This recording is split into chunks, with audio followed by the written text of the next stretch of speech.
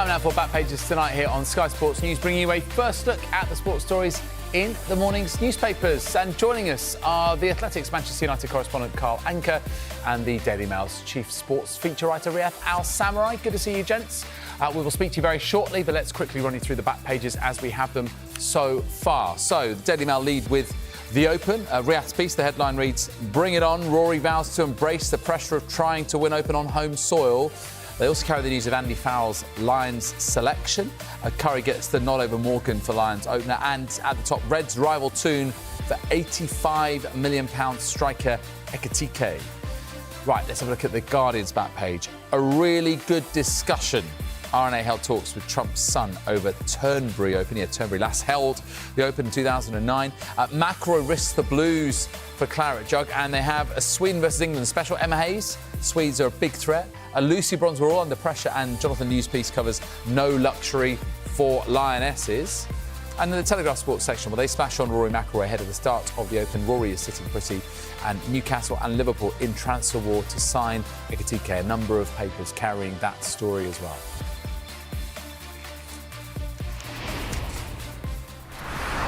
Welcome once again to Carl and to Riyadh. Good to see you both. OK, let's start off with the transfer news. Ugo Ekitike, a man in very sharp focus, especially if you are a Liverpool fan or a Newcastle fan. And let's have a look at the Telegraph on this one. It's a piece by Luke Edwards, Northern football writer. And so the situation here, Eintracht Frankfurt, ultimately, they're now in an increasingly powerful position because they hold the cards. Effectively, we could have not just a tug of war, effectively an auction for this man that they value so highly. Carl, what's your sort of take on the state of play right now? Where does this transfer go? Very good question. I think you're completely correct in using the term auction or a bidding war, shall we say. It very much looks as if Newcastle are in the next stage of their development, and while they perhaps haven't got two or three of their transfer targets, Brian Mbuemo or João Pedro, they are very much looking to strengthen their forward places. Ugo Ekitike fits that in theory if Alexander Isak is leaving. Now, the thing there is Alexander Isak is not leaving Newcastle United unless someone ponies up at least 120 million to begin a conversation. I believe Isak is of such a talent that the fee could go up to 140 million. So it appears that Liverpool, who are among several clubs in Europe, including Real Madrid, who've been very interested in Isak, made some sort of approach. And then once Newcastle went, absolutely not for sale, not unless you have 120 million burning in your back pocket, went, fair enough, let's go get Ugo Ekitike, which is fine, because both of these strikers are phenomenal threats in the transition. You give them the ball in open space, they are phenomenal. They're both volume shooters. They both also like drifting over to left-hand space, which sort of, you raise your eyebrow there about Newcastle supposed interest in there, because Ekitike and Isak in the same team, I'm not sure you're going to get the best out of them. So if Ekitike goes to Newcastle, that might be a Isak successor. But where does that leave Isak? I'm not entirely sure. It's all layers within layers. Yeah. Well, I do wonder, actually, because it's all related. Riyadh, do you think this is Liverpool trying to unsettle Newcastle over Isak? Is it almost like a dummy play? We're going for him, but ultimately we want to try and force the situation where, well, OK, you buy Ekitike, but we'll come in for Isak. And do you think, Carl's made the point there about, how he fits or maybe doesn't fit Newcastle. Where do you think he fits better?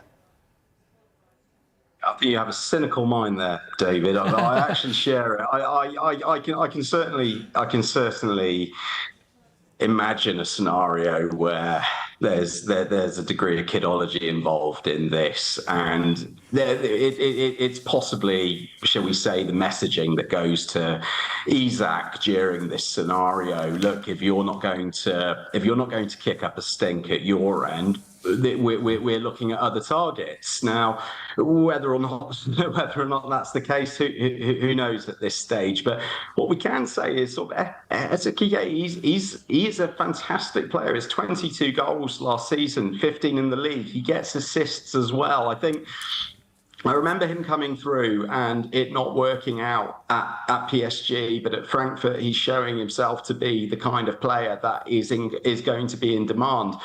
Now we have this chess game with Liverpool and Newcastle, and what's going to happen for Newcastle. It's a little bit of a battle on two fronts. I know that they've been outwardly briefing that, you know, they would want him as competition for Isak, not strictly as a replacement. But if you're Liverpool looking at this guy in the market, he is a signing that more than carries his weight on his own merits. I think we all know Isak would be the preferred option. He is Premier League proven. He's had a fantastic season. I usually express a degree of skepticism about some of these fees, but 100 million plus for him feels fair on the balance of what he's done last season. I also think that for Eddie Howe, there is an absolute imperative that he keeps him, as much for the messaging as anything else. What does it say about Newcastle and their project, their ambition, if they're losing this marquee player? I think that would be, if he stays, it represents a great summer for Newcastle, irrespective of who comes in.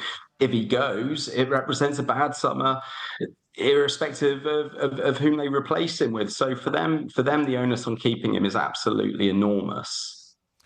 Carl, I just wonder, £86 million is what Eintracht want for him. And given the fact that they've got two big Premier League clubs interested, you can understand why they would hold out for that. Is he a risk worth taking for that amount of money, no matter who buys him? Yes, absolutely. I cannot stress enough how talented Hugo Ekitike is. Absolutely agree with previous points about how he didn't have the easiest route after going through PSG, but he has matured. He's thickened out physically, I will say, and he's getting better at riding contact with some of the bigger defenders in the Bundesliga. But the potential there, the goal scoring potential there, Hugo Ekitike is a player that I think the only reason why there isn't a bigger bidding war is because this 86 million, let's call it 100 million euros, that fee is perhaps a little bit too rich for the likes of Chelsea and Manchester United at this point in time.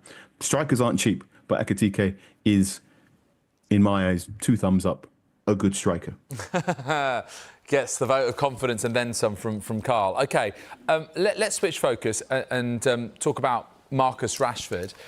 So criticism from Teddy Sheringham today, and now this: Juventus are interested in Marcus Rashford.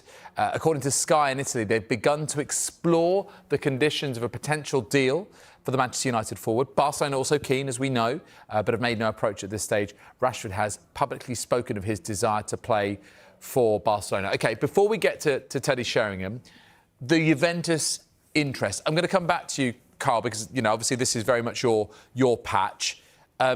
Exploring the conditions of a potential deal is the wording. What do you make of it?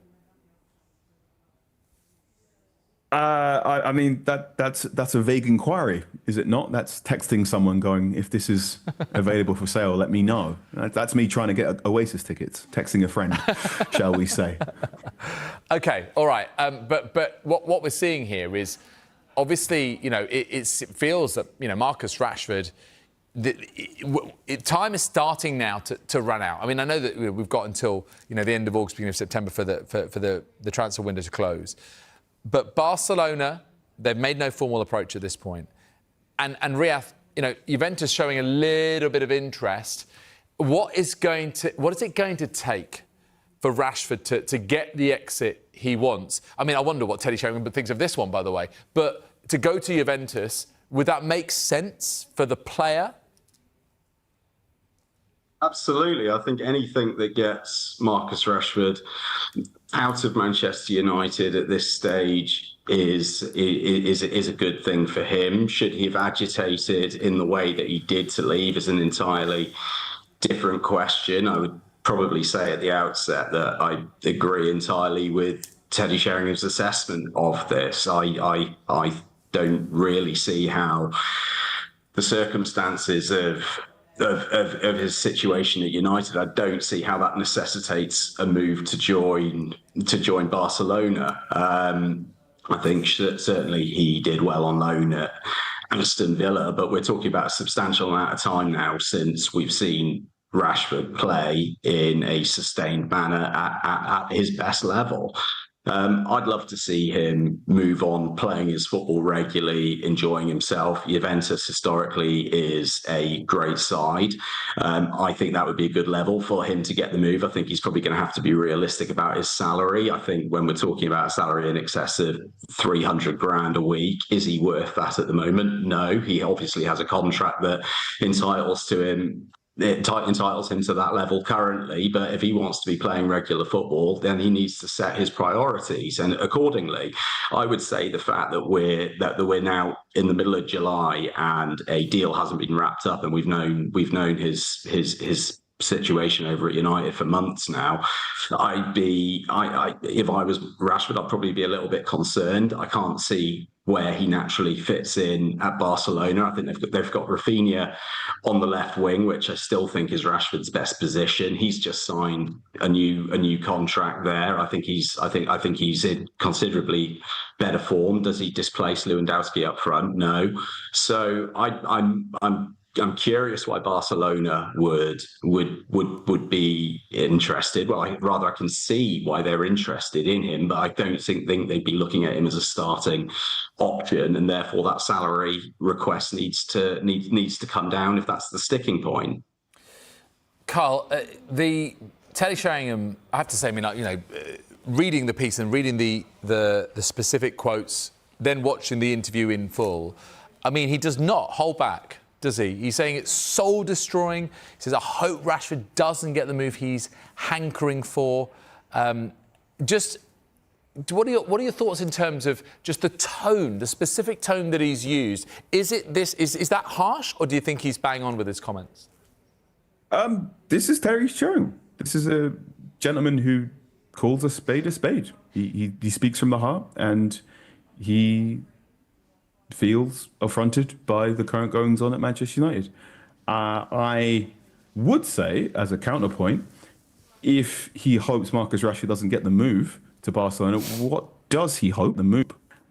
Because Manchester United have made it very, very clear that they would like to move on Rashford, as well as the other 4 individuals who are in you can call it the bomb squad, you can call it the loft if you're from French football, the unwanted at the moment. And Marcus Rashford's shirt number, the number 10, has been handed over to Matheus Cunha. So he has to leave somewhere.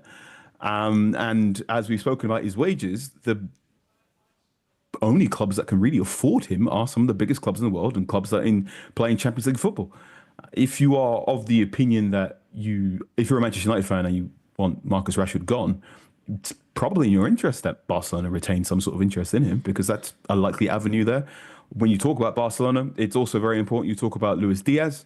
We know Barcelona have interest in him as well. Luis Diaz has also been subject to a transfer bid inquiry, however you want to call it, from Bayern Munich as well. This is a really interesting time in European football in that there's not too many strikers, and they all come with a 60 to 80, perhaps even more million price tag. But there's a surplus, as there is, of left-sided wingers, Marcus Rashford's best position, that many have said, which makes movement a little bit difficult. That's probably why Marcus Rashford, when he was talking to streamers in Spain, talked about how he's learning more about playing centre forward. I think if he does go to Barcelona, which is no guarantee, he might be sharing playing time with Lewandowski as a backup number 9, as much as being a left-sided option next to Rafinha and others. There's so many moving parts to this, and I'd thoroughly expect this to run on and on and on right up until the end of the transfer window. Yeah, and a few others in similar positions: Garnacho, Sancho, Anthony, Tyrrell, Malacia, the ones that you refer to there, Carl. OK, we're going to take a quick break. When we come back, we'll look at more of the sports stories in the morning's newspapers, including this in the Mail. Riyadh at Royal Portrush, and we'll focus on his piece. Bring it on. Rory vows to embrace the pressure of trying to win the Open on home soil. Stay with us.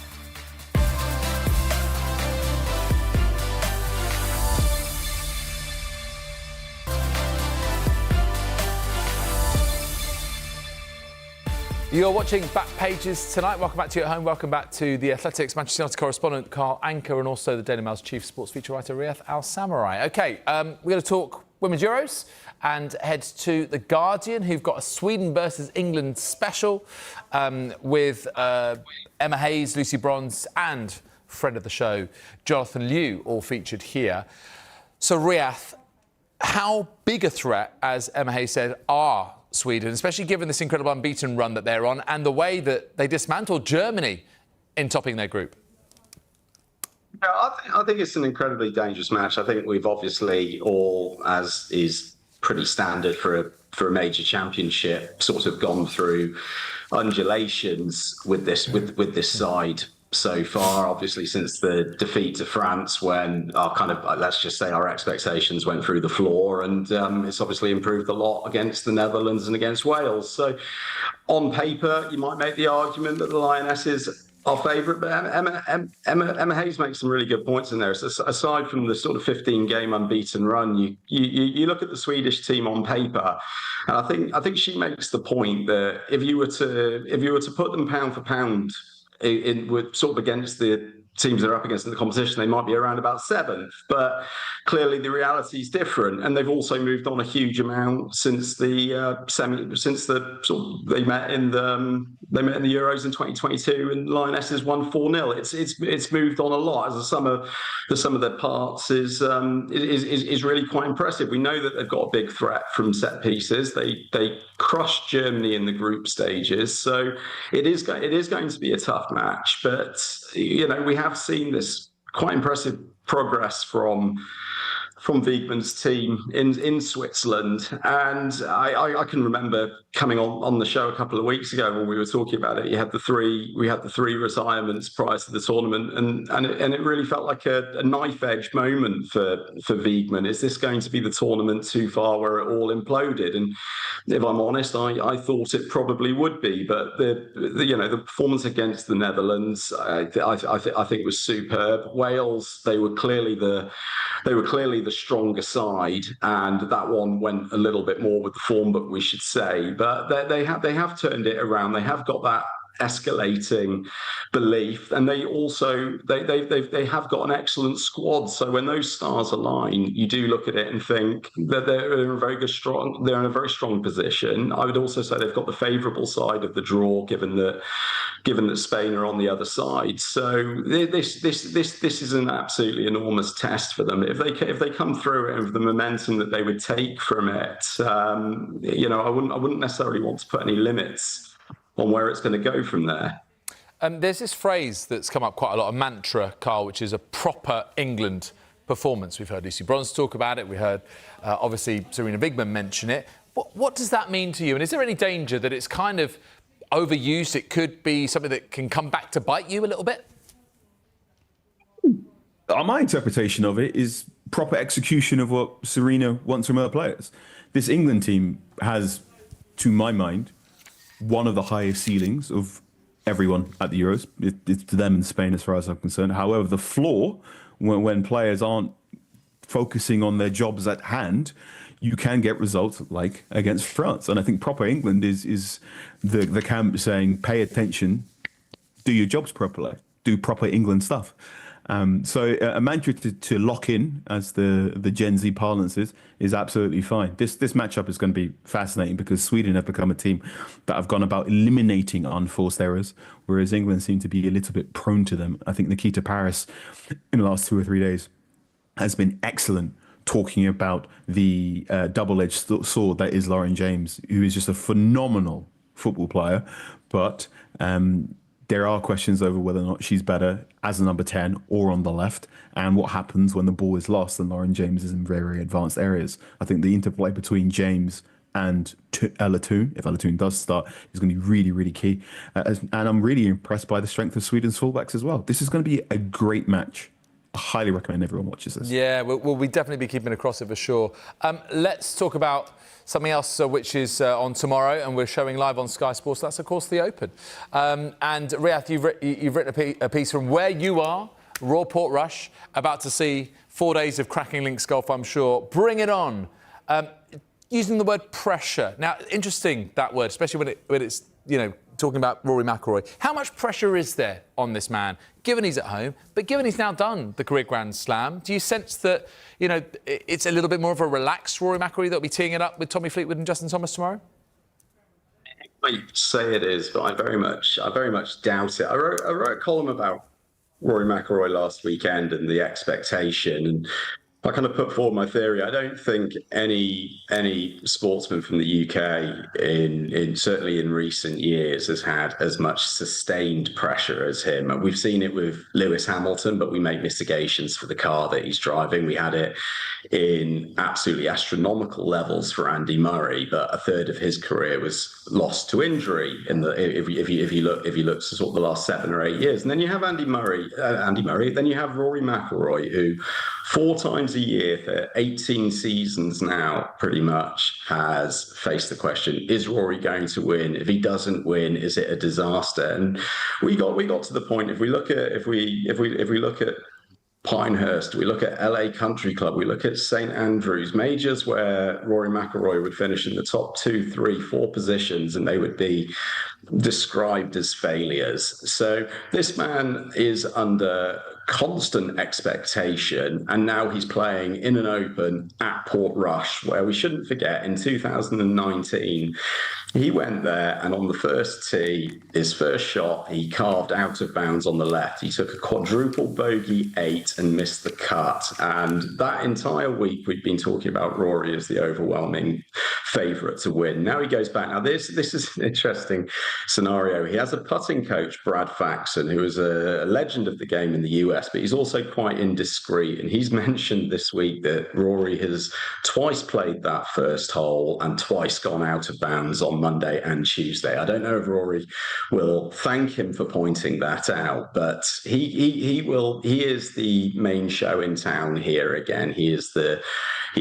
reigning Masters champion. He is the world number 2. He comes here on the back of quite a prolonged period of difficult form, but there are certainly some very strong signs of him turning that around in Scotland last week. I was over there covering it. His mood has improved. He says he's got his motivation back.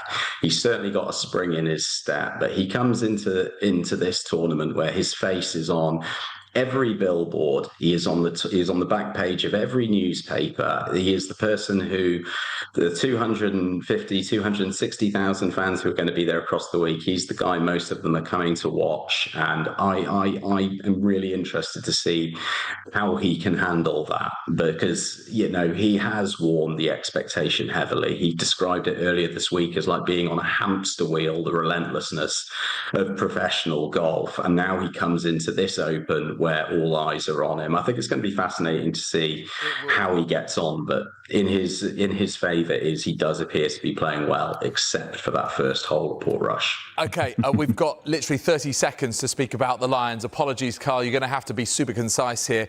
Confirmation, of course, of Andy Farrell's selection for the first test against the Wallabies on Good Morning Sports Sounds from 7. All the talk about Tom Curry coming in, but Owen Farrell and Henry Pollock missing out, Carl. Totally makes sense. Owen Farrell's very much viewed as a dressing room element rather than someone who's going to contribute to the first test. Very much seems that this is going to be a Lions that is going to be very, very, very physical, a lot of running power, which is, that's a very good way to play against Australia. Very much looking forward to it. Yeah, well, we will see, because the first of 3 tests, I don't think it's a foregone conclusion, but definitely a big chance this for the Lions to come back with some silverware. Well, thank you very much indeed, guys. Really appreciate your time. If you missed any of the show, another chance to see Back Pages tonight at 1:30 the hour. The show also available as a podcast. Just download Back Pages on Apple, Spotify, or wherever you get your pods.